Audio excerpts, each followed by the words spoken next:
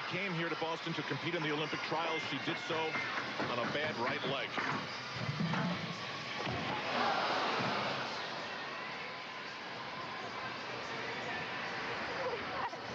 Okay.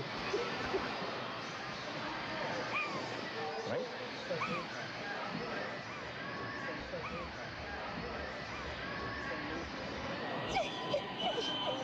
You okay? The same knee? Yes, okay. No, Debbie, we're gonna get her into the back room, okay? No. Hold on. We're just gonna get her into stand up first. Yeah. Yep. Okay. Stand up. Okay. Okay. This is gutsy stuff. Gymnast first. Gymnast first. Gymnast first. Nothing gets in the way of gymnast first. USA Gymnastics, the #1 team in the world.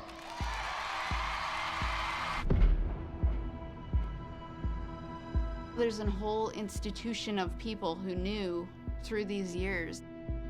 Get the gold medals ready.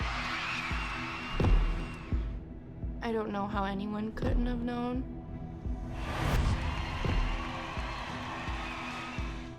Who goes to their doctor's basement? There's a lot on the line. Why on earth did they not report him then? You know, there are many missed opportunities. They knew they needed a better system, and they sat on their hands. This is probably the darkest stain in U.S. Olympic history. Wow. Sister, what have you done?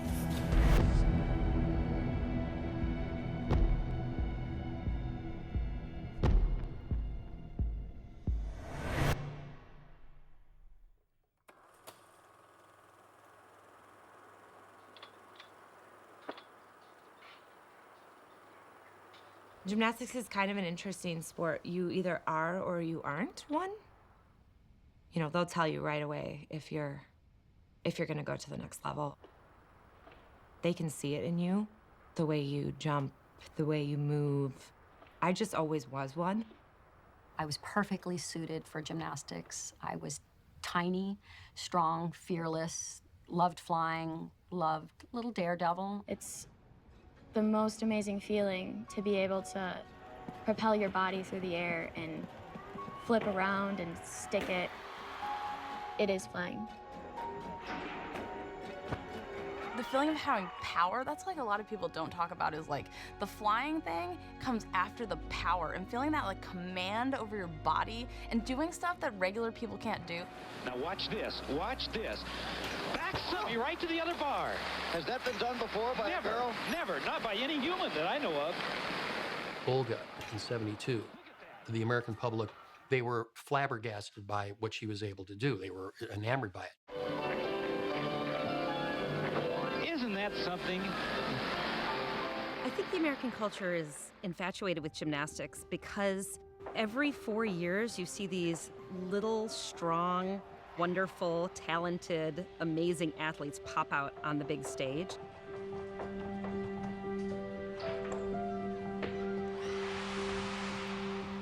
I don't think that any other Olympic sport in the summertime really gets as many viewers just because it has everything. It has the beauty, it has the power, and the music, and the drama of it. And what a champion. Absolutely superb performance. Faultless. Absolutely faultless. And 10 has gone on the board. That's perfection. And that is Olympic history for Nadia Comaneci. Wanting that Olympic dream, wanting to be the best in the world. You go and you train so hard day in and day out. No matter how bad people are treating you, you go back for more. You know, you go back for more because you want that dream. It's burning inside of you. Elite Olympic gymnasts are typically like 15, 16, 17 years old, the peak of their sport. So you have to start young to get good, to be still young and be the best.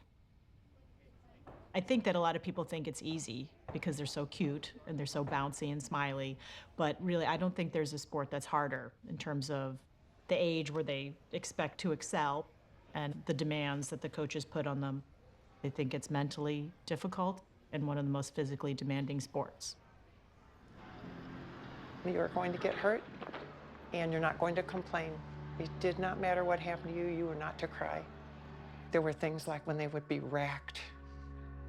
Racking is just like a torture to these girls. It's trying to force them down into splits. And you've got such adult pressure being put on these little girls. And they are not to cry, they are not to yell out. But yet you know they're in so much pain. But they just do it without complaint. This is the tricky part about our sport. To be great takes so much energy, focus, intense training through fatigue, sometimes injury, as long as it's not an injury that's going to be dangerous or debilitating, but sometimes everything hurts. That's the whole thing about being a great gymnast. It's almost like being a wounded animal. You don't show your weakness. You don't show that you're hurt. Same position. Gymnastics is not a sport with a lot of back and forth communication. It's a lot of learning how to be a soldier. These women have to perform so that USA Gymnastics brings in sponsorships, so that US Olympic Committee can be proud of them and trot them out every 4 years for all of us to watch, so that NBC viewers can, it's a money machine. And at the heart of it are teenage girls and their bodies. It seems like an arrangement that's bound to create abuse. The former team doctor for USA Gymnastics for 20 years is facing dozens of accusations of sexual abuse, including one from a former Olympian. One of the women has filed a criminal complaint against Nasser with Michigan police. The other has filed a lawsuit in California. Former Michigan State University and Team USA gymnastics doctor Larry Nasser has been arrested. When I first heard about Nasser, I was completely shocked, and then I totally wasn't shocked at all, because he's in exactly the position to get away with this. Like, if you were a child predator, you would become him. It's so perfect. Larry Nasser was a doctor for USA Gymnastics for more than 20 years. He'd worked with Michigan State for just as long. He was a physician at Michigan State University, and then he would be called into camps, these monthly camps for the women's national team. And then world championships, major international national team events, he'd be right there. His contract with Michigan State said you have to also do outreach in the community. So he also worked with high schools and local gyms. So literally he had his hands on hundreds of children every year for many years. When Trinae became a level 5, we were all invited to a big meeting. And in the meeting they said, 100% of your children will be injured. And then I remember being introduced to Larry as a trainer. And I thought, oh, good, there's a safety net. If they get injured, there's a trainer. I thought we were lucky to have Larry. He was seen as like the guardian angel of the gymnasts. He was all about, protecting the athletes, and that's not something we often hear in the elite space. Not just physically, but mentally, you have to protect your athletes. You have to let them know that we care. You have to not let them know, but let them feel it. Let them understand it. Let them breathe it. It's there. It's not just a pat on the back. You know what I mean? It has to be sincere that we care. Larry Nasser was the good guy in this whole web of people you have to deal with gymnastics. How could a gymnast not say, wow, this guy's so nice to me? Like, everybody else is so mean. They want me to do an extra routine, or my leg hurts and they want me to keep running or something. He was brilliant at fooling these girls into trusting him. And I don't know how he got the Carolis to turn their backs, or maybe he did it behind their back. I'm not sure how much the Carolis knew. I don't know for sure if they knew about him. Did they know that he was alone with gymnasts? Yes. Should they have known that was against a policy, that there were policies and procedures in place and he was violating them? Yes. Did they care? No. That gold medal gymnastics coach, Bela Karolyi, has yet another winner on his hands. Bela Karolyi is the gymnastics coach who brought Nadia Comaneci and Mary Lou Retton to Olympic fame. I'm not concerning about anything else than to be the winner, to win. And I love to win. That's the truth. Stronger, stronger, stronger, stronger. And it. There. Get relaxed, normal out, pressing it. Did it. And up. That's not good. You're not doing the right thing. Hold that and press down in. Press. Back to speed. Bela and Marta Karolyi are the most famous coaches in gymnastics history. Bela Karolyi was the architect of the Romanian dynasty. In the late 70s, Bela comes around with Nadia Comaneci and others and becomes the premier global superpower in gymnastics.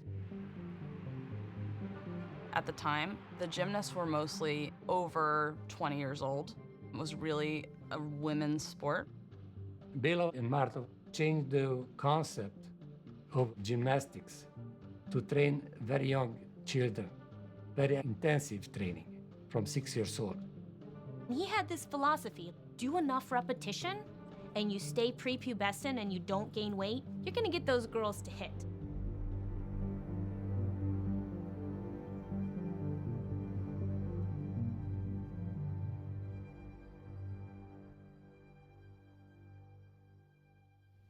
These monthly camps at the Karolyi Ranch in Texas were a huge factor in creating this culture that created Larry Nassar. So the Karolyi Ranch is located near this little town called New Waverly, Texas, like a filling station, as they call them in Texas, and I think I don't even know if they have a stoplight.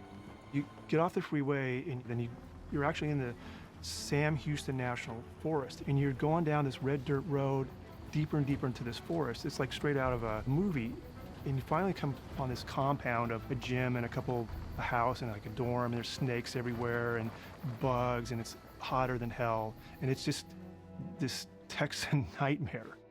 The way that the Karolyis implemented the system was, we don't want you to lose focus. We want you 100% focused on gymnastics, bond with your team, that's it. No phones, no internet, very controlled. They had things that were written to the athletes that said, while you were at the ranch, you could not go to your personal coach or your parents. Now, is that a little bit weird? You say to somebody, you can't go to your parents? One of the main themes about the Karolyi philosophy is athletic Darwinism. There are so many kids out there. The U.S. is so deep now that if you can't hold up physically or if you can't handle it mentally, well, there's somebody dying to get in here who will pay the price. So they knew they could push these kids hard, hard, hard. This kind of like brutal, do a lot of numbers, as many numbers as possible till you do it. Doesn't matter if you're falling flat on your back 5, 10, 15, 20 times. Doesn't matter if you're injured. You better not speak up was the whole mentality in the environment. You better not, or else we're gonna take your Olympic dream away. You're beat up, you have coaches screaming at you, bullying you into doing stuff that you're not either ready to do or you're too tired to do, so you're put in dangerous situations. And Nassar was the guy, he was the positive guy. He's the guy who snuck him food, gave him candy, let him borrow the cell phone. I mean, you talk to all these women who were on the national team who were abused by him, they said, you know, he was our friend. If Larry's doing this, it must be okay because he's our friend. He's like the one guy we trusted. What was your impression of Larry Nassar? Well, he was a great guy. I mean, I asked him to help my gymnast from my gym.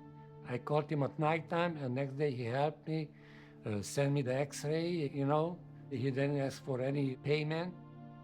When you're around sports for a long time, you see team doctors, and Nassar always kind of struck me as a little bit different from guys in that position in other sports. He kind of seemed not quite up to speed. He's kind of a dopey guy along for the ride. The thing about USA Gymnastics, for all their global success, it's kind of a small-time operation. The people there are there because the Karolyis' blessing that they're not going to rock the boat. Marta liked that Nassar would toe the company line. He would tell them exactly what they wanted to hear. There were girls that got injured, and you want to get a gymnast back? Sure, we can get her back. He would just kind of play the game because he wanted the access. He had access to these kids pretty much around the clock. He was doing this all kinds of places, in dorm rooms at the Crowley Ranch, in dorm rooms at the Sydney Olympics, hotel rooms, wherever. The view from the hotel room where we're staying at nighttime, the City of Lights, they call this. Just got back from training. It's hard for me to even fathom the fact that, we'd see these gymnasts at these Olympics and they're interviewing with us saying, where I just came back from treatment. Looking back now, my gosh, these girls were coming to talk to us right after they were abused by this doctor who's like always smiley and, looked like, everybody's best friend, giving people gifts. He was so sweet. I mean, it's like sexual abuse 101. Grab that. Okay, come back with your backhand, wrap it around, got it? Come around, pull down. There you go, grab with your other hand and pull up. So the athlete can do this themselves.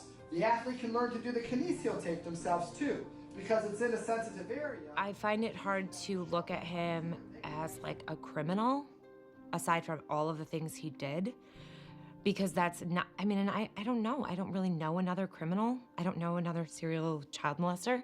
He was so good at being who he was on the other side of that. Like he was awesome. I hate even saying that because it's like counterintuitive of like, what the heck's happening to us? But he was awesome. That's why we all loved him. I would have considered him a friend. It's very, like when I first heard about it, my immediate reaction wasn't, that's impossible. My immediate reaction was, please don't let it be true. Because this is a man that I trusted. We would sit and talk for hours and he would tell me about what a great philosophy I had and how he loved how I protected children. And, all of this stuff that just makes me look back and go, God, what a master manipulator he was. He was a typical serial pedophile. Charming, powerful. He was able to pull the wool over all of the adults' faces. What do you look for in a child sex abuser? And the answer is the nice guy. It's kind of easy for them because they find places where it is easy. A priest, an ultra-Orthodox rabbi, a coach, a doctor for the gymnastics team. These girls adored him and trusted him. And that's not just gymnasts. Larry Nassar saw anybody who had a complaint. Gymnasts, rowers, cheerleaders, dancers. He lived 3 miles from me in Holt, Michigan. It was just like a normal suburb neighborhood. He was a personable, God-fearing Catholic man. He was so involved in the community. He volunteered at the church. He volunteered at the high schools. He was almost everywhere we went, always smiling, charismatic, overly involved in our lives. I was 14 and I wanted to be a doctor. So Larry brought me to take your daughter to work day. We had each other's phone numbers. I would text him almost daily. We were friends on Facebook. He'd post on my wall. He shared his Instagram, so I knew his children's names and faces and his wife. He'd ask about your personal life. He knew about my friendships. He knew what classes I was taking, where I wanted to go to college. He was a friend, a confidant at one time. Nassar was extremely well liked, but he was also admired as someone who was doing amazing things for female gymnasts. Thank you for visiting gymnasticsdoctor.com, where you can see over 400 educational videos on how to rehabilitate your gymnast. So with the weak glute medius muscle, this drops down, the foot rolls, and she's got the weakness in the hip area here. Come off your toes and come back. All in one motion. Toes, arms, go.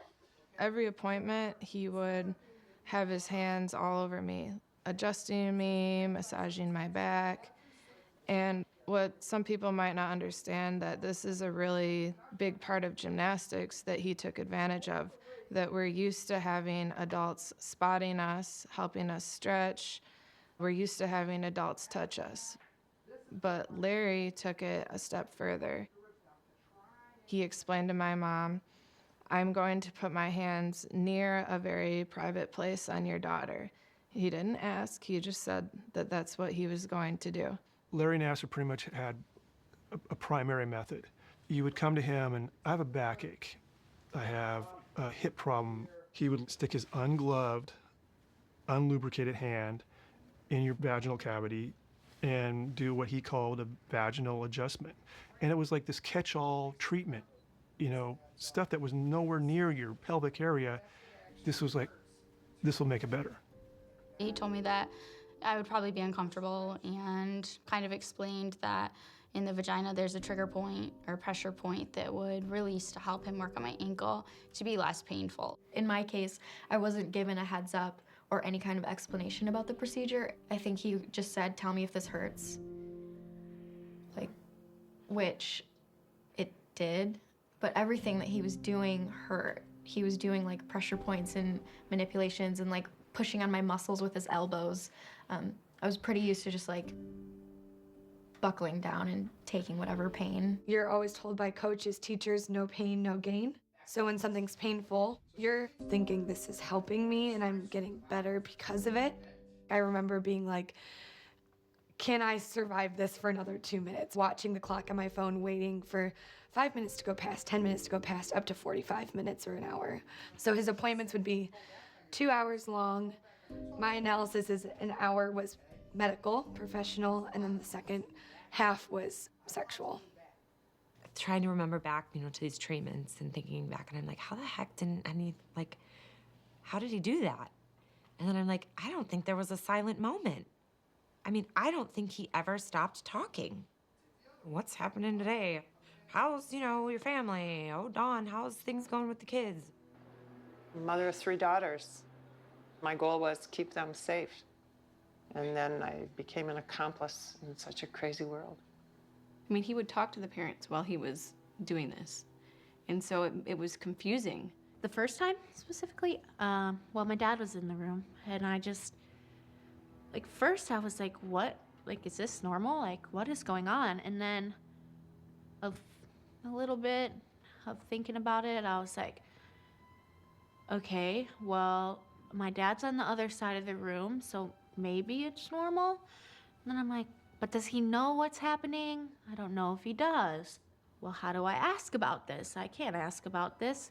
And then you think, well, he's a doctor. I didn't think that had happened to her because I had no idea. I was there. I thought I saw everything. She was with me at every single appointment. Was your mom always with you? Yeah, she was always in the room with me. Having your own parent there, and he's still able to manage to get away with what he did, even with someone else in the room, that's really scary. This is a grooming behavior. The parent's sitting there, the child's watching the parent. The child doesn't want to tell the parent this is going on, but believes the parent must know because it's happening right in front of them, so it's okay. So guess what happens later on? Parent doesn't come into the next session, and instead of it being a 2-minute procedure, it ends up being a 45-minute procedure. The young girl thinks it's okay because mom and dad were sitting in the room before. I noticed that what he was doing was getting more aggressive as I got older. And when I could drive myself, then no parent was in the room, so then it really amped up. He would bring us to his house, to the basement. When I heard 2 months ago that Taylor was treated in his basement, I almost fell over. Who goes to their doctor's basement? He offered free treatments to women all the time in his basement, which I knew about. So that's why I felt okay going, because I, once again, minimized it. Everyone else goes there too. He would get erections. It's just, something's not right there. He would take his belt off, he would make grunting noises. And if we look at it as adults, we're like, oh my God, didn't you know? Of course this is for a sexual purpose. But you gotta put your mind, a young girl who has no sexual experience, a young girl who's trusting, a young girl who's told repeatedly over, this is the Olympic doctor. He's there to help. So these girls, they had no clue.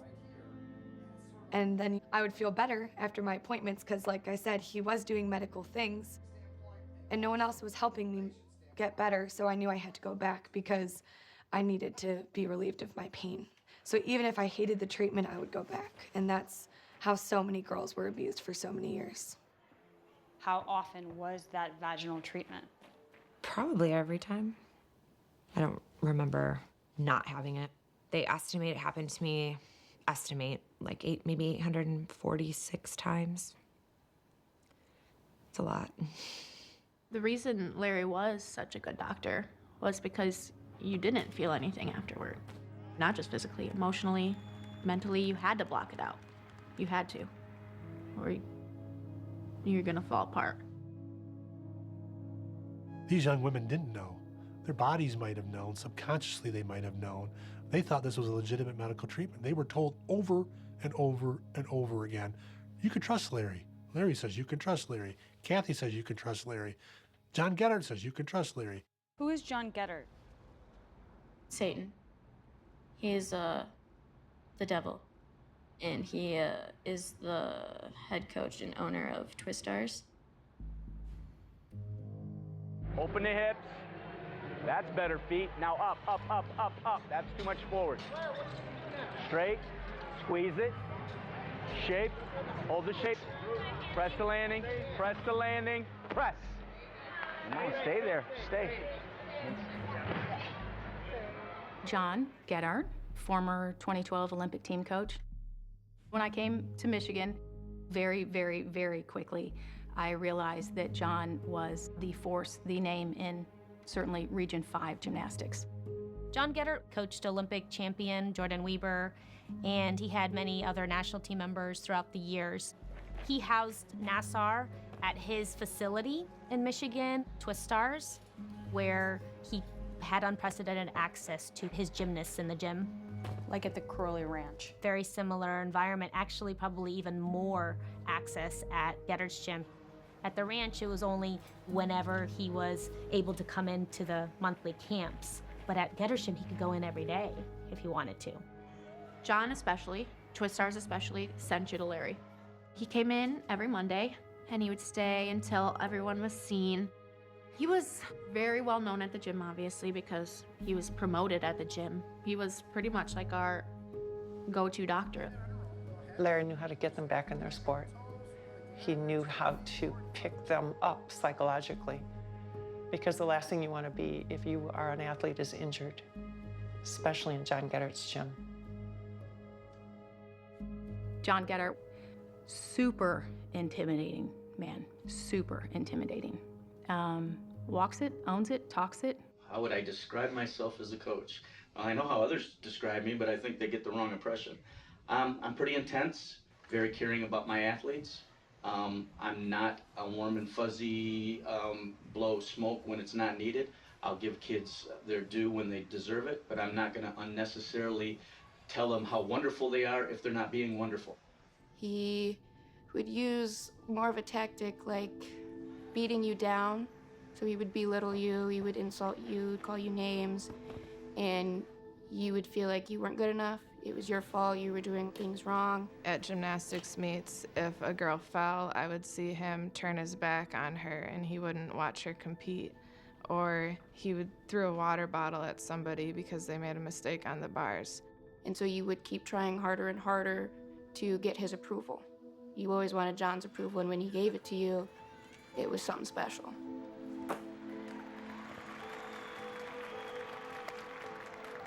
Kind of like the wrong way to do it, but as long as John got results, he continued his technique. Just break every single girl down until they thought they were nothing. And then after practice, you'd go and see Larry. He'd be there for you, be that person that you know is gonna understand you. And for me, he was kind of like a friend that I could go to. Larry was good and John was bad. I mean, you knew that they were good friends, but it's weird because they're so different. Larry's super dorky and John was super ego, but it was almost like the weird perfect fit. I think that if we were injured, John sent us to Larry because he would give the shortest amount of time that could be necessary to come back from our injury. And there would be no mediator, I guess, in the middle to be like, well, maybe she needs this extra few weeks. If Larry thought you were okay, then you must not be hurting anymore, you're okay. That sounds dangerous. Yeah, I would say so. I started having some shin pain in my leg, and then it started getting worse a couple weeks later. And so then I finally said something to John, and he said, we'll go see Larry. So I saw Larry. He poked and prodded at it, and he says, I don't think anything's seriously wrong with it. Like, I'll tape it up a little bit, but you're okay to continue practicing. I kept practicing for weeks later. The pain got worse. It felt like I was stabbing it every time I tumbled. And it got to the point where I was seeing Larry every day at practice, and then after practice I would go to his house and be in his basement at his house. How often did he do the treatment? Every time. I felt violated, but he's a doctor, it's gotta be for some reason. So I just never said anything, and I just kind of accepted it.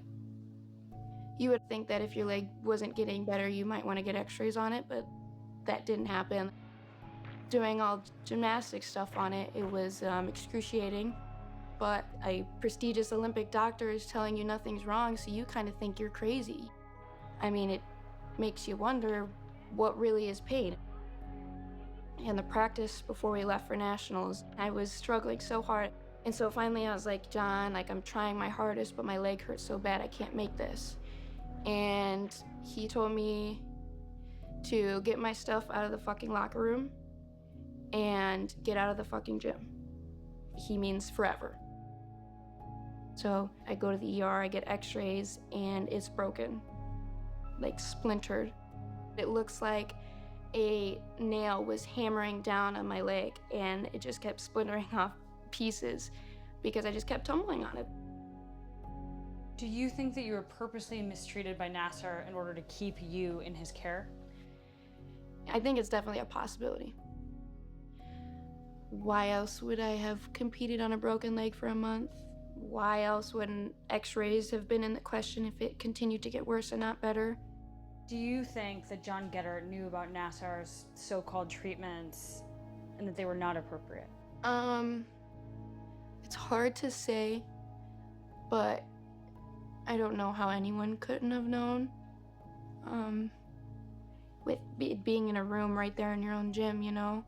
There's no way he didn't know something about Larry. And even if he thought it was really a treatment because this guy was supposed to be his best friend and supposed to be a doctor, it's such a bizarre thing that you would hope that he would at least look into it. And there's no way he didn't hear. We talked about it openly in the gym. There's a whole institution of people who knew through these years, and it could have been stopped. How do you think the abuse could have stopped earlier? Could have stopped when Kathy was told.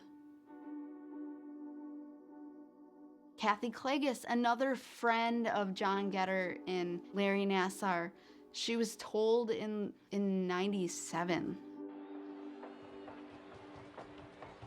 I went to Spartan Youth Gymnastics Club, and one of the head coaches was Kathy Klages, MSU's head gymnastics coach. I had been thinking about talking to an adult about these treatments because it did make me uncomfortable. So Kathy Klages had me come into her office, and I did specifically tell her that Larry was putting his fingers inside of me. And she just said, I must be misunderstanding. He would never do anything inappropriate. She said she had known him for years and years, and I just must be mistaken. Kathy did not believe her. So she marched other gymnasts in to try to dissuade Larissa that this wasn't happening. She had teammates come in a couple at a time while I was sitting there in her office in front of me, and she asked them if Larry had ever done anything to make them feel uncomfortable during treatments. And all of them said no, except one other girl. So this other girl stayed in the room, and Kathy still just couldn't wrap her head around what we were saying. So she brought in a couple college-age gymnasts, and they would explain, you know, his hands get close to certain areas, but they never are inappropriate. And I said, well, that's not what is happening to me. His fingers are going inside. Then at that point, they left the room. The other girl left the room. Coach Clay just told the other gymnasts, "You're misinterpreting this. I don't want to hear it," and basically shut her up. But Larissa still stood her ground. I again said what was happening, and she said, well, I could file this, but there's going to be very serious consequences for both you and Larry Nassar. And you need to really think about this. And I think I raised my hands and said, I don't want to get anybody in trouble. That's not my intention. And so I went back out, and I think I ran into the bathroom and just cried for the majority of practice. She intimidated her, and it shut her down. Coach Clay just then didn't tell her parents, but she did tell one person. She told Larry Nassar. So my next appointment with Larry, he walked in, he closed the door, he sat on his little stool, and he said, so I talked to Kathy. And at that point, my heart just sank. I felt so embarrassed. I felt so humiliated. He said, Kathy told me your concerns, and you know I'm doing this to help you. And I remember saying, I'm so sorry. This is all my fault. It's all a big misunderstanding, and I'm sorry. So I just convinced myself that I must be the problem, and I just better suck it up. And then I hopped back up on that table, and he continued to abuse me for the next 4 years. Adults prefer and protect adults. We say we protect children, but children are second-class citizens.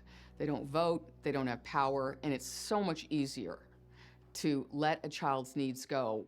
It's really denial, but it's also, they're protecting the adult's livelihood.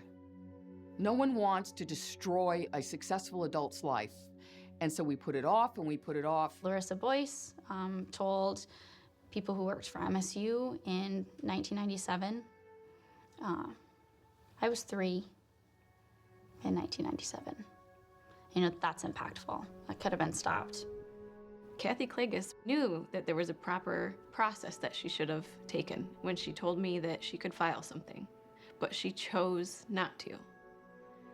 And so I absolutely believe that's on MSU. She was their employee. And then all of the other girls who came forward and told trainers or psychiatrists, all of them were at MSU employees. They did not want to believe a single girl. From 1997 through 2015, there were 17 incidents of reporting just to Michigan State alone. In 2014, Amanda Tomasha, who had attended Michigan State University, filed a Title IX complaint against Larry Nassar, alleging that he had molested her during a treatment session. I told them exactly what happened, that Nassar started to insert his fingers into me, and I stood up, I pushed him off of me, and he ran to the corner of the room to hide his erection. Michigan State University investigated through their OIE office, Office of Institutional Equities, and they're supposed to be impartial. In that investigation, they allowed Larry Nassar to pick 4, quote, independent, corroborating experts of his so-called treatment. Larry said that it was medical. I said that it was sexual assault, and so they asked some of his friends what they thought. 3 of the 4 were his students or colleagues. 1 was a trainer. He knew all of them. He handpicked all of them with the knowledge of his supervisor, Dean Strample. And what the report finally said was that the young lady misunderstood the nuances, and as a result, they found no violation. They left the erection out of the report. They also left out the fact that I pushed him off of me. I was 24. I knew what was and was not appropriate.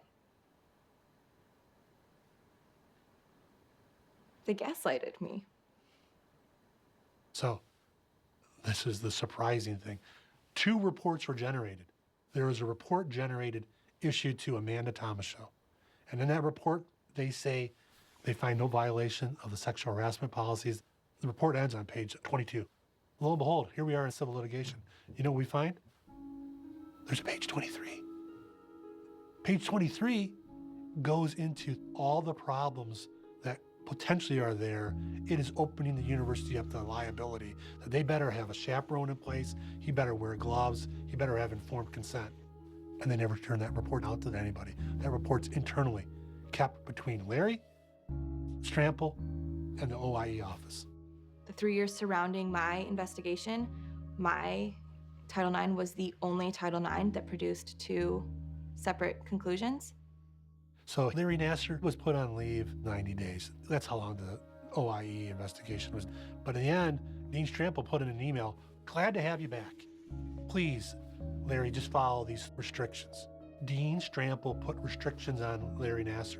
Simple rules like explain the procedure, wear gloves, have somebody else present in the room. But Dean Strample, he never followed up. We've spoken to support personnel of the clinical center who were there after 2014, who were never informed of these procedures that Dean Strample was supposed to inform everybody. And at the same time, we have a criminal investigation going on by the Ingham County Prosecutor's Office. The patient was concerned that I was inappropriately touching her and didn't understand why. You know, Okay.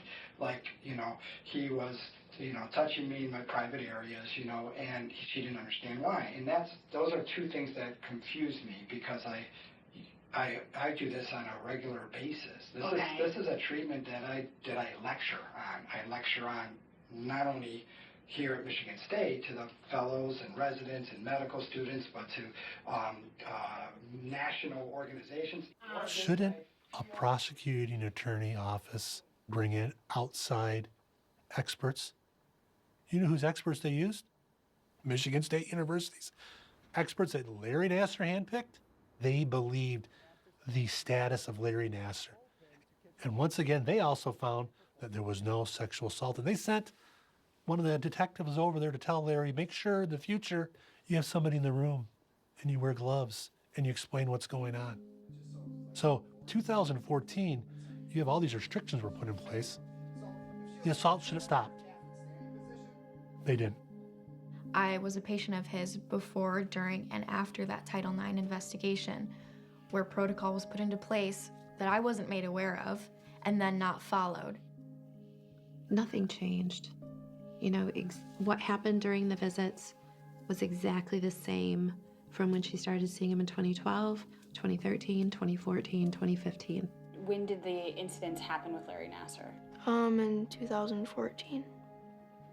They didn't have him follow the guidelines, and they didn't really put a stop to it until so many people came forward.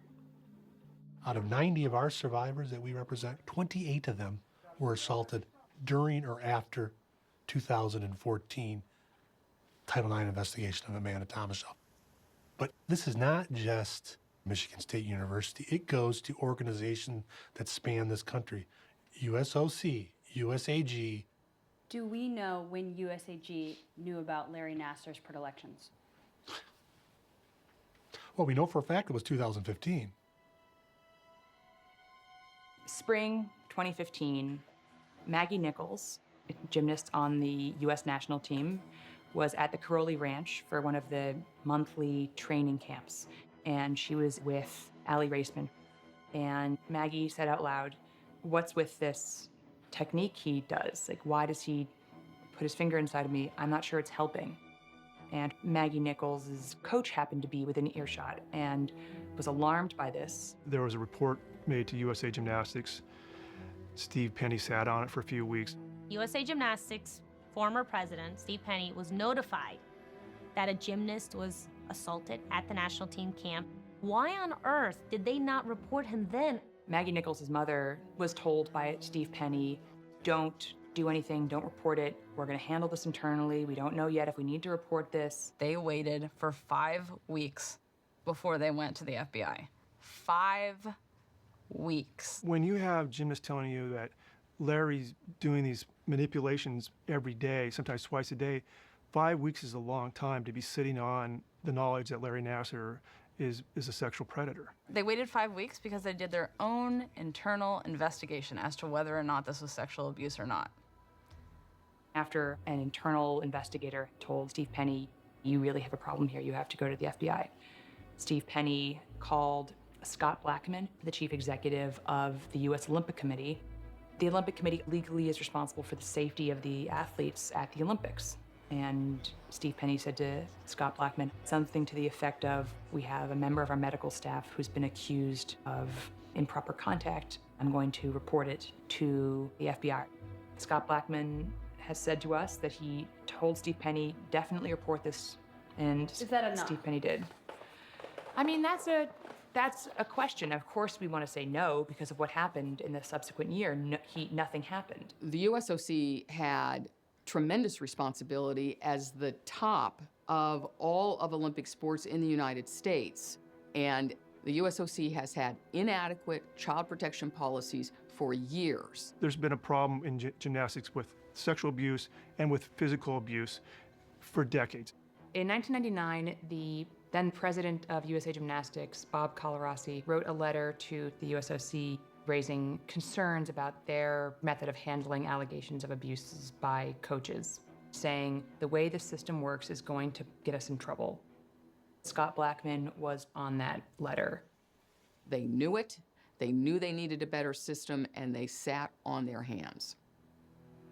Nasser, he actually was allowed to resign from USA Gymnastics and said he's taking his leave of absence and thanked them and left on his own terms. But Nasser is back in Michigan still treating patients. He continued to do that for more than a year after that in Michigan. Wouldn't USA Gymnastics tell Michigan State University that there's an investigation on? They didn't tell them. You know, there are many missed opportunities for people to be informed about this. And what nobody knew at USA Gymnastics was that the FBI never even opened an investigation. I mean, it went to the FBI in Indianapolis. The FBI in Indianapolis said, we're gonna kick this over to the Detroit office. And then it died there. The FBI in Indianapolis doesn't seem to have taken their allegations very seriously. We also don't know exactly what Steve Penny told them. MSU, USAG, USOC, Twistars, and the FBI, all these organizations, they knew. Every organization had a chance to stop. All that time, Nasser was still working at MSU. He was still working for Holt, the school district that he was working for. He was treating people nonstop until Rachel Denhollander came forward. Sorry. I'm Andrea Munford. Hi, nice to meet you, Larry Nasser. Thanks for coming in so quick, too. Yeah. Obviously, you're not under arrest, so you can leave whenever you want. I know you talked to Val O'Brien, one of my colleagues, Yeah, a couple years right, ago. right, Yeah. right. I've been trying to adapt my techniques so we won't get into the same situation. Okay. What practices have you changed in response to... I've been trying to have people in the room, Okay. you know, and trying obviously not to get into that same situation. You know what I mean? Like, has there been another complaint? I'm just like confused right now. How long have you been doing this technique? I have video from 30 pounds ago, from like the 1990s. I'm trying to remember. It would have been in the 1990s. You know what I mean? Like early 1990s. Right. Well, the reason I'm asking is that we did have another complaint. Really? Yeah. And it's a patient from a while ago. Okay. I was a patient of Dr. Nasser in 2000, and at age 15 was repeatedly sexually assaulted by him under the guise of medical treatment and medical examination. Rachel Denhollander was not an Olympian, but an advanced level gymnast who, in the summer of 2016, became the first person to openly name Larry Nasser as an abuser. She was inspired to do this by a series that ran in the Indianapolis Star. There's a troubling report in USA Today Network, and the Indianapolis Star, the governing body for American gymnastics, is accused of routinely protecting coaches who were accused of sexually abusing young athletes. Rachel Denhollander read this article, and she had been, over the years, coming to terms with this treatment that she had been subjected to by Larry Nasser more than a decade earlier, and she reached out to a reporter. Rachel Denhollander told the Indianapolis Star newspaper that Nasser sexually assaulted her when she was 15 years old, taking part in club gymnastics in Michigan. Ultimately, one other former Olympian spoke anonymously in the original article and identified Larry as an abuser. When someone comes public and puts it in a major newspaper that this guy who is employed by your university sexually abused her, and you have two people talking about it, that carries a lot of weight. Two gymnasts have accused Dr. Larry Nasser of sexually abusing them during treatment. One of the women has filed a criminal complaint against Nasser with Michigan police. The other has filed a lawsuit in California. I read the headline and I laughed in disbelief. I was like, there is no way, like, he is a saint. Because at that point, even though I didn't like the treatments, I really thought that he had been helping me this whole time. I actually defended him at first because I knew that, well, I was told that this was a valid medical procedure. And I was brainwashed and conditioned into believing that for the past 20 years. And I think in order to just survive through it. And so I defended him. Trinae came home and we both just said, this cannot be. She's like, there's no way, it's Larry. It's Larry. If you know Larry, there's no way it can be Larry. And it actually made me mad. I was like, how dare you accuse such a kind person of doing such an extremely awful thing? And I didn't read the article because I was in a dance rehearsal at college. But then when I was by myself after that rehearsal, I started reading through the article, and Rachel Denhollander had it to a T. She described my whole experience, weird commentary, no gloves, internal techniques, followed by his response that he never went internal, ever. He would never do that. And I was like, his story is very different than my personal experience. I was so embarrassed when it first started coming out. I didn't want to say anything. I was like, how did I let this happen? How did I not know? The thing is, like, my whole life, like, I've trained to be smart as I can, as strong as I can, and as fearless as I can. And, like, in moments like that, where those things happen, I was none of those things. And to me, that was, like, soul-crushing. Over that night, the gears started shifting in my head, realizing all this time for 7 years of my life that I thought it was medical and helping me, and I literally walked around praising his name, referring people to him. Now I've been referring people to a monster. I started to have a heavy guilt about other people that had come to me when I was younger and saying, you know, I'm confused. Something happened to me, but, you know, do you know anything about this? And I'm like, oh yeah, it happens to me all the time. He does it to me all the time. You're good. You don't have to worry. It's not weird. You're not the only one. He does it to me all the time. So you're good. And then thinking like, oh my God, like, did I just silence these people? Like, did I stop them from stopping him? I did. That's because you didn't know what it was. But I still did. I called Indy Star and reported my story. And so obviously they knew Rachel well, and I got to talk with Rachel that first day that I found out. And she really spurred me on to keep going to the next steps. Things developed pretty quickly. Rachel Denhollander filed her complaint at the end of August, and by the end of September, Larry Nasser had been fired from Michigan State. Michigan State University police say about 50 women have now come forward accusing the former MSU associate professor of criminal sexual conduct. Michigan State University Chief of Police Jim Dunlap and I are announcing today criminal charges. In November, he was charged by the Attorney General in Michigan on state sex abuse charges related to one victim who was not a gymnast he treated.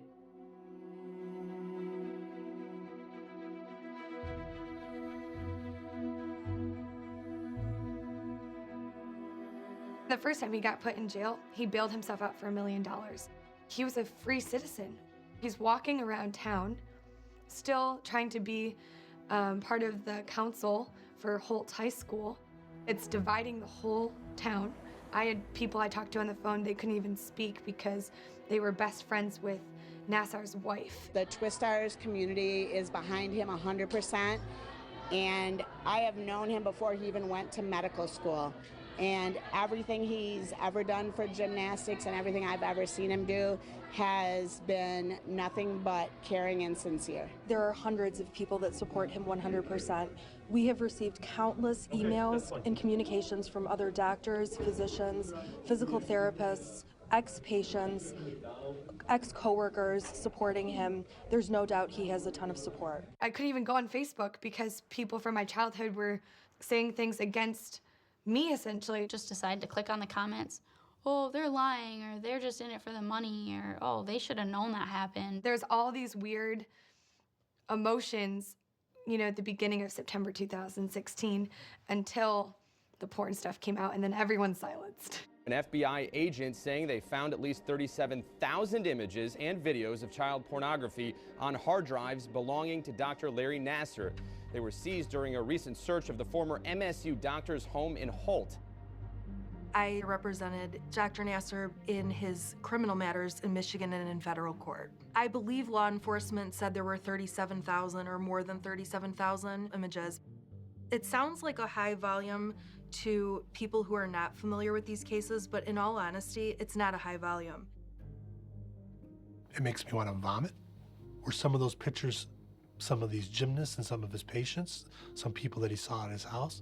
Quite possibly so. I mean, I cared that that was found, but what I mostly cared about, that he was in prison without bail. Bond was revoked and Dr. Nassar was locked up in jail. And so it became more difficult in terms of, you know, defending. There was no real way to mount a defense with the child porn. I can't answer that.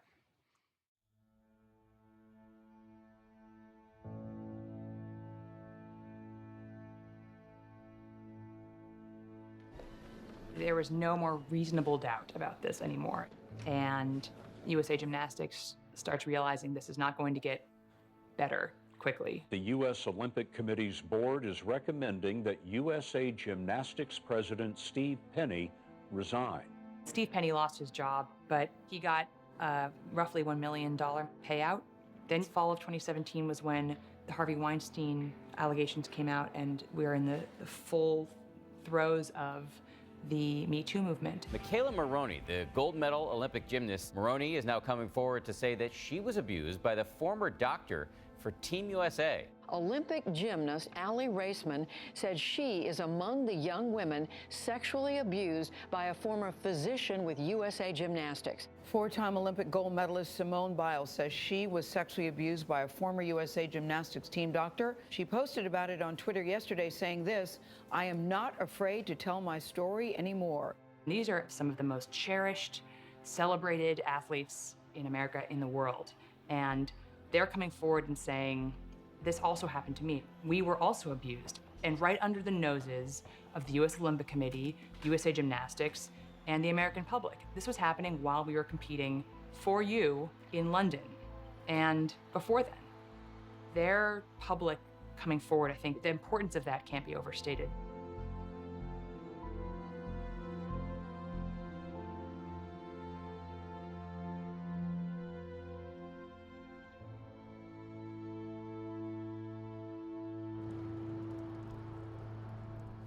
All rise. Thank you. You may be seated. The attorneys asked if I would take a plea, and I advised that's fine, but I'm going to let everybody talk because he harmed so many, not just the girls, but everybody who touches this case. Victims will be allowed to speak and will continue until all victims have had an opportunity. When the opportunity posed for us to do our impact statements, I was thankfully at a place where I knew that you don't need to be shameful because it wasn't your fault, and you don't need to live in that darkness anymore.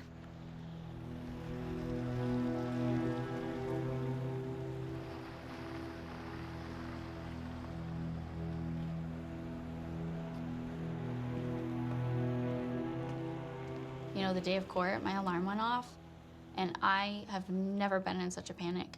Like, I felt like I was falling off a cliff when I woke up.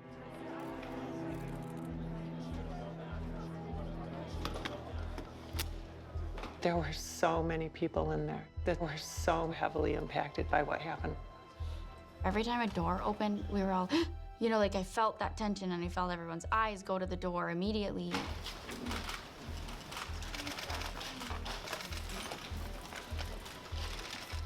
The first victim will be publicly identified, Ms. Kyle Stevens.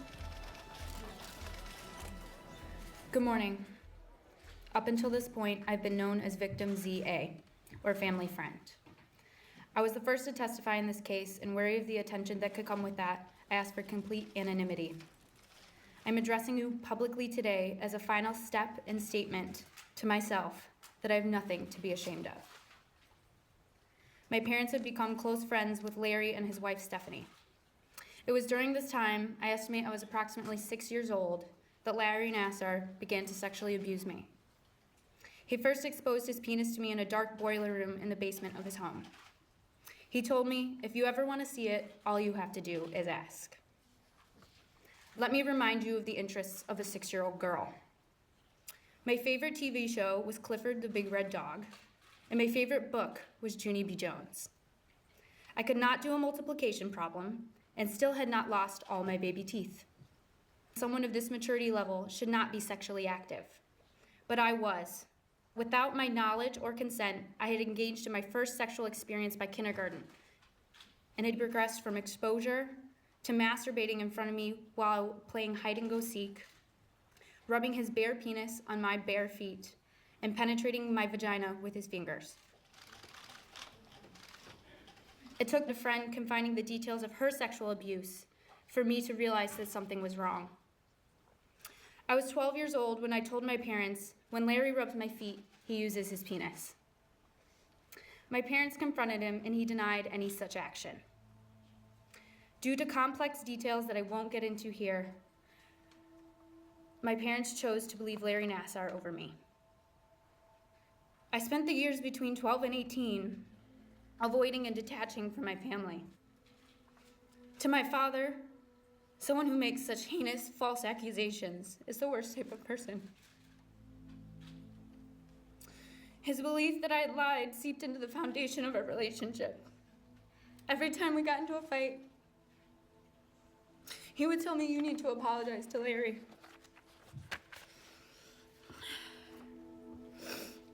It wasn't until I was about to leave for college that I took another chance at clearing my name.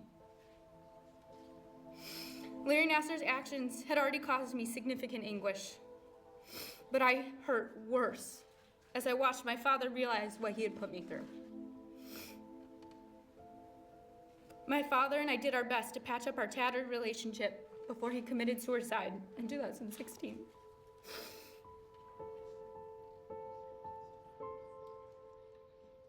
It was very painful. You could see it in their face. People were shaking, crying, just at the sight of Nassar. I thought that training for the Olympics would be the hardest thing that I would ever have to do. But in fact, the hardest thing I've ever had to do is process that I'm a victim of Larry Nassar.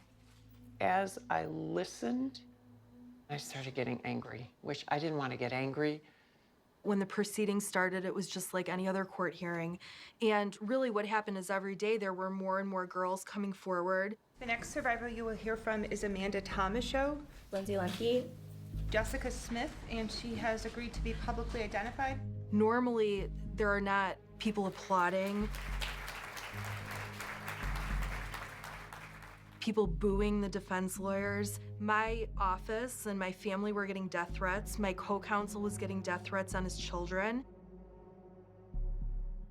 At times, I was very fearful of just the vulnerability coming out into fighting. It felt like you were really a part of a mob, and it was just adding like a constant fuel to a fire. It's almost like that kind of an explosion was inevitable. Gymnastics doctor who is admitted to sexually assaulting young girls, claiming it was medical treatment, back in court today. Judge, I would ask you to, as part of this sentencing, to grant me 5 minutes in a locked room with this demon. Would you do that? Yes or no? No, sir. Would you give me 1 minute? You know that I can't do that. That's not how I was. Well, I'm gonna have to just stop.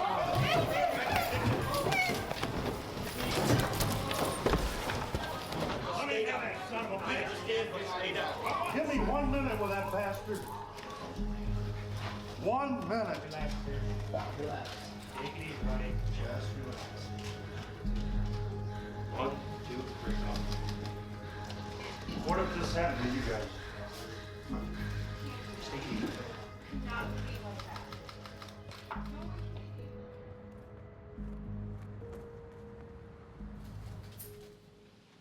This morning, we had a delay because of a letter that was sent by defendant, and he states, "I'm very concerned about my ability to be able to face witnesses this next 4 days mentally." The letter he wrote me was all about him wanting to be in control. Sir, there's a few sentences in here that concern me. Your letter states, "Now Aquilina is having a 4-day sentencing media circus. She wants me to sit in the witness box next to her for all 4 days, so the media cameras will be directed toward her." And the portions I didn't want to read is because he's actually listed some names, victim blaming. I didn't want to read it and then black out the names because each girl's going to put their name in there. There's no good that's going to come from reading that whole letter, which is why I've sealed it.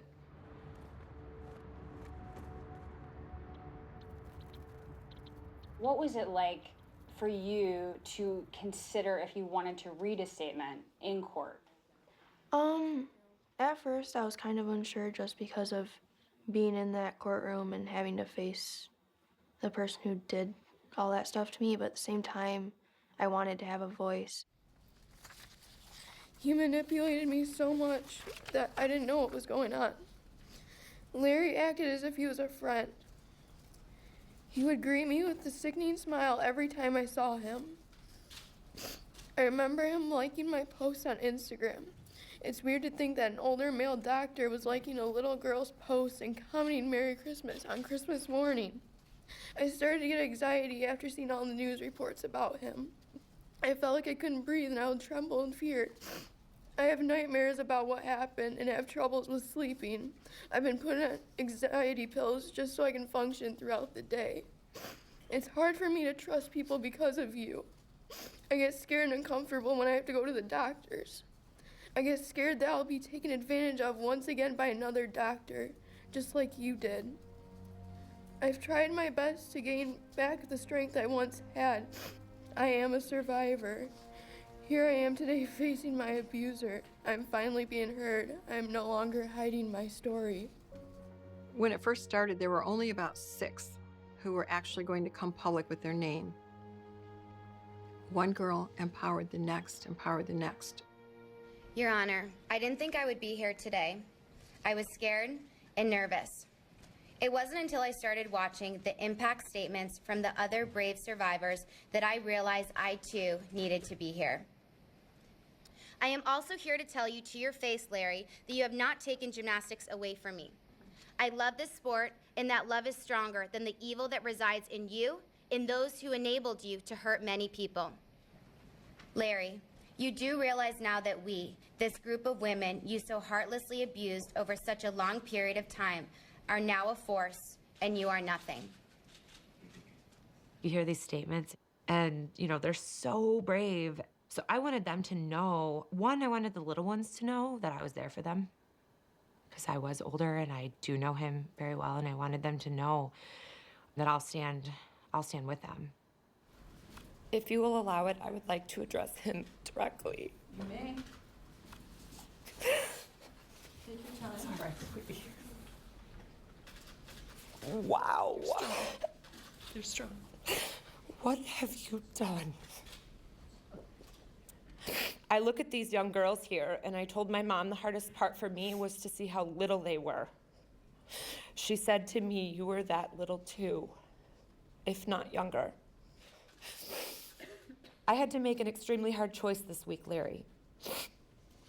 I had to choose whether to continue supporting you through this or to support them, the girls. I choose them, Larry. I've known you basically all of my life. In fact, I've known you 31 of 37 years. I remember your wedding, thinking Stephanie was the luckiest woman in the world. My heart hurts for her and the kids every single day. Why lose everything and everything that was good? For what? We literally loved you like family. Because we thought you loved us back. I choose to look you in the face and tell you that you hurt us. You hurt me. As I've had to realize I was abused for many years of my life. And this, my old friend, is because of you. I don't know who you are now. Larry, I think you will be happy to know that I am 12 weeks pregnant today. It's a little boy. And I will do everything for the rest of my life to make sure that the youths of this world don't get to hurt another one of us. Goodbye, Larry. It's time for me to close the door. May God bless your dark, broken soul. Thank you.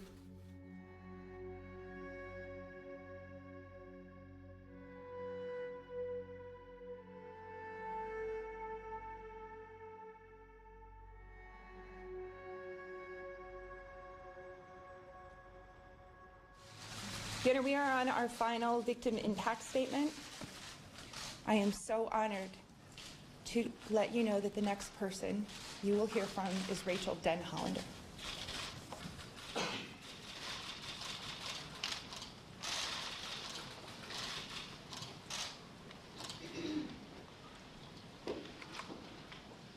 How much is a little girl worth? At 15, I believed that the adults at MSU surrounding Larry would do the right thing, and I was terribly wrong. You play word games, saying you didn't know because no one believed, because these teenagers didn't report it to the right official. And so I am asking point blank, when Kathy Collages humiliated Larissa Boyce and waved the report form in front of her, telling her there would be consequences if she reported, is this the right way or the wrong way? When Amanda Thomashaw reported to the Title IX office and Larry was allowed to hand-pick the 4 colleagues to determine whether his treatment was legitimate, was it the right way or the wrong way to handle a report of sexual assault on MSU's campus? No one wanted to listen. I ask that you hand down a sentence that tells us that what was done to us matters. Larry said in court that he hoped education and learning would happen. This is what we need to learn. Look around the courtroom. Remember what you have witnessed these past 7 days. And let it be a warning to us all. When the adults in authority do not respond properly to disclosures of sexual assault, when institutions create a culture where a predator can flourish unafraid, this is what it looks like. It looks like a courtroom full of survivors who carry deep wounds. Women and girls who carry scars that will never fully heal, but who have banded together to fight for themselves because no one else would do it. Women and girls who have made the choice to place the guilt and shame on the only person to whom it belongs, the abuser.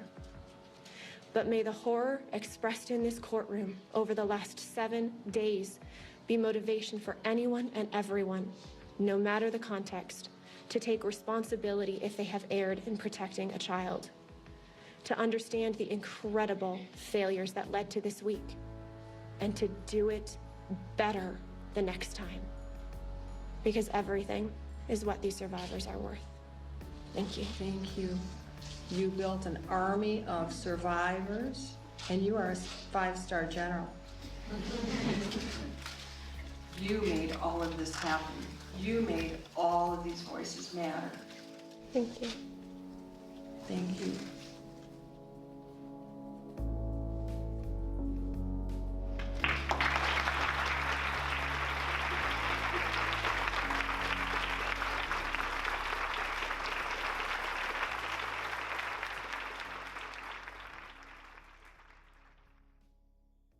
Larry wants to address the court as well.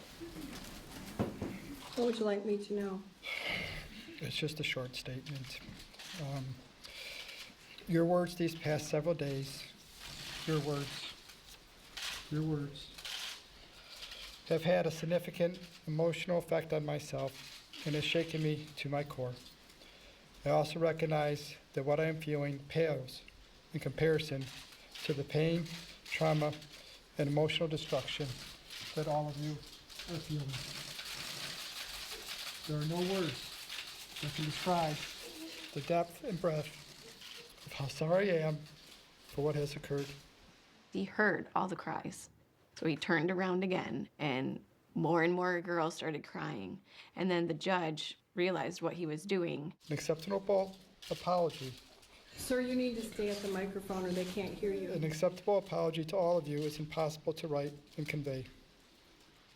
I will carry your words with me for the rest of my days. But I do want to read some more of your letter.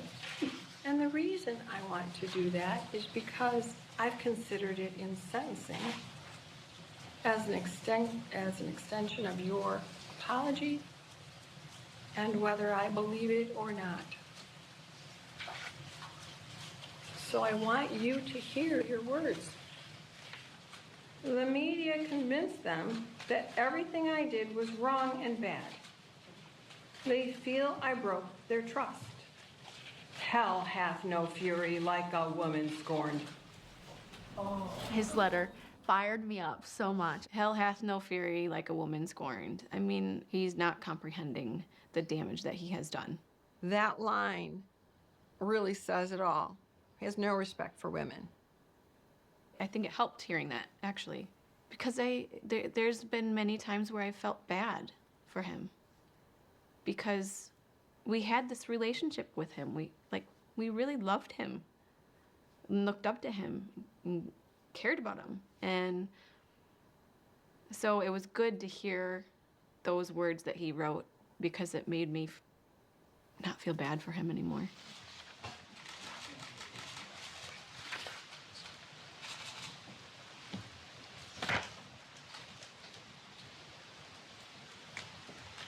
Would you like to withdraw your plea? No, Your Honor. Because you are guilty, aren't you? Are you guilty, sir? I said my plea, exactly. It is my privilege to sentence you to 40 years, the tail end, because I need to send a message to the parole board. Sir, I'm giving you 175 years.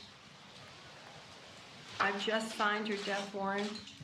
If I thought he was worthy of being rehabilitated, I would have sentenced him to the 25 years. Based on his comments to the girls, he was not remorseful.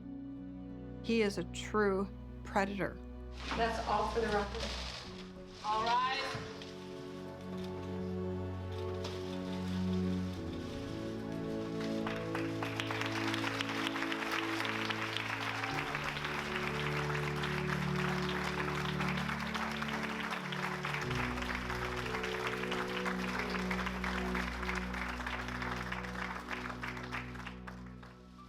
You know, I really expected to feel a lot better, if I'm being honest. I felt like I was gonna walk out and be like, great, things are better now. You know, when people are like, it's over, it's not over.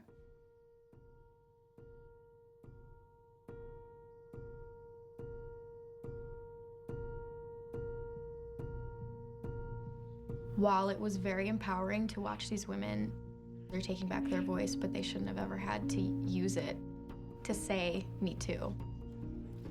Disclosing your name and your face along with your story in this volume to be believed is a travesty. We need to deliver on the promise to these victims that the world will be better because you came forward. The Me Too movement will be a success if it turns into social and legal change. Is there any truth that there's money been put aside for counseling for these girls? Yes. Have any of the girls been contacted yet? They were supposed to be. What about for those of us who have already had counseling, but this is now a year and a half later that you're doing this? The counseling fund, if you read the material that was released publicly. I would like to hear from you. Okay, includes past expenses.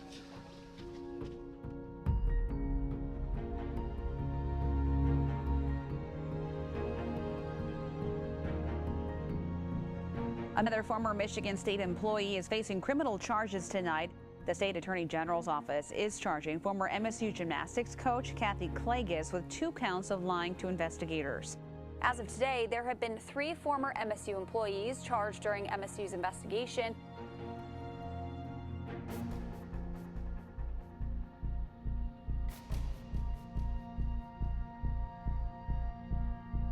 Young gymnasts who say they were victimized by Larry Nassar are now advocating for changes to Michigan laws to make it easier to hold abuse enablers accountable.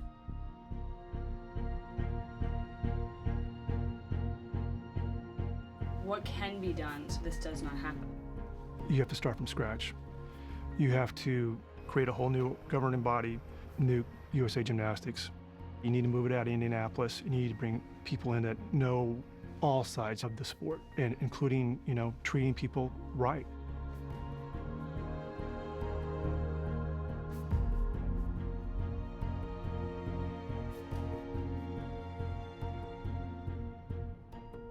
There is a sense that slowly but surely progress is being made, and people in positions of authority are having to answer for what happened. More fallout from the Larry Nassar scandal. USA Gymnastics has suspended the owner of Twistars, John Geddard.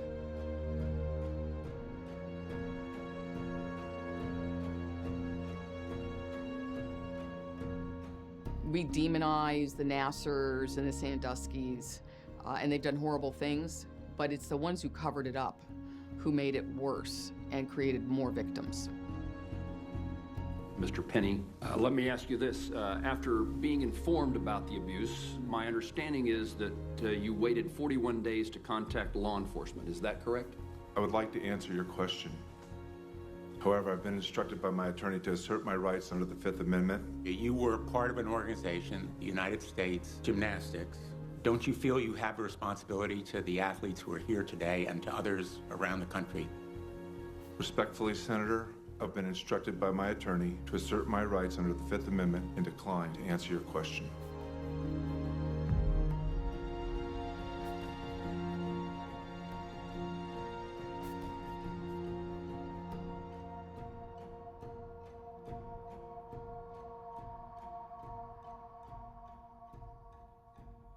What we really have to do is we have to start listening to our kids. If a child says to you they don't like how someone touched them, you don't say, but that's one of the nicest people I ever met. You sit down and you say, why? What was wrong? Would you let your daughter do gymnastics? I have mixed emotions. I feel hopeful that positive changes are being made, so it will be a better sport for her eventually.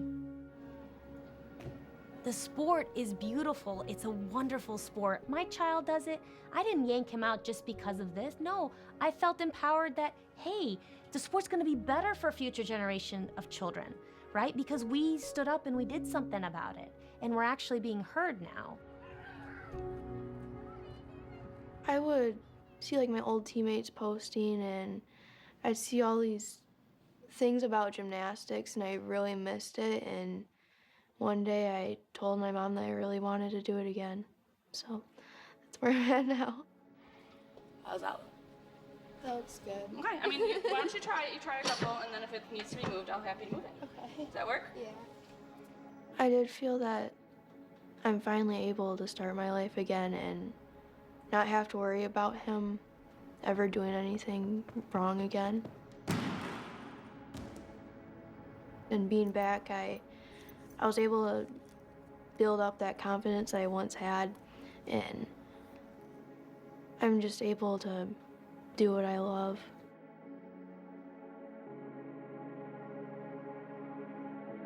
I'm winning the war now. I'm winning it all now. Watch tears while they fall down. I'm winning the war now. I win against ego. Cast light on the shadows long. I'm winning from ego. I'm riding a long way. Oh, the past has haunted me. Oh, the past it wanted me dead. Oh, the past tormented me. Oh, the past it wanted me dead. Oh, the past has haunted me. Oh, the past it wanted me dead. Oh, the past tormented me. But the battle was lost, 'cause I'm still here. Oh, the past it wanted me dead. Oh, the past has haunted me. Oh, the past it wanted me dead. Oh, the past has haunted me.